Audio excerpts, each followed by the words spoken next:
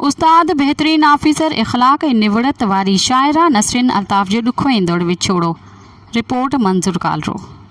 सिंधी अदब ऐं ॿोलीअ खे पंहिंजी इन बहितरीन तख़लीक़ुनि सां वधीक शाहूकार कंदड़ सदा मलूक ख़ुश लिबास ख़ुश मिज़ाज बा इख़लाक़ शाइरा नसरिन अल्ताफ़ जो ओचितो वफ़ात ख़ासि तौर ते सिंधी अदब खे झूरे छॾियो आहे, जंहिं करे हिकु ख़ाल महसूस कयो पियो वञे। अदी नसरीन सां मुंहिंजी मुलाक़ात तक़रीबन 15 साल अॻु टंडो अल्हाया जे उनड़ पाड़े में सिंध जे वॾे शाइर सैयद मुर्तज़ा ॾाॾाही जी रिहाइशगाह ते थी हुई, जिते पाण में प्रखास मां वापसी ते साईं मुर्तज़ा सां मुलाक़ात लाइ पहुती हुई।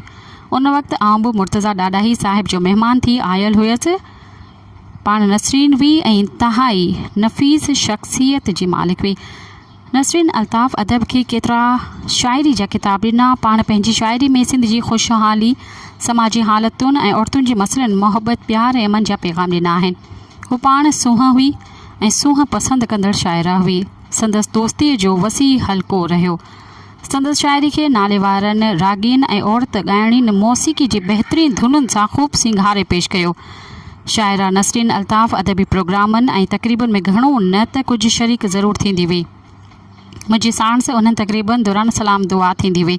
मूं पंहिंजी यादगिरियुनि ते ॿधल किताब मुंहिंजे मन जा मामरा पेश कयो, जंहिं ते पाण घणो ख़ुशीअ जो इज़हार कंदे शाबाश सां नवाज़ियो। अॼु खेसि किताब पेश करण वारो फ़ोटू ऐं ॾुख ऐं ख़ुशी वचन नायाब सम्झां थो। रब पाक जी दर ते दुआ कजे थी त मालिक साईं हिन सिंध दोस्त, समाज जे हमदर्द, इंसान ज़ात जे ख़िदमतुनि लाइ आवाज़ बुलंद कंदड़ बा हिम्मत शाहिरा जे मग़फ़िरत फ़रमाए, खेसि पंहिंजे अमान में रखे। आमीन।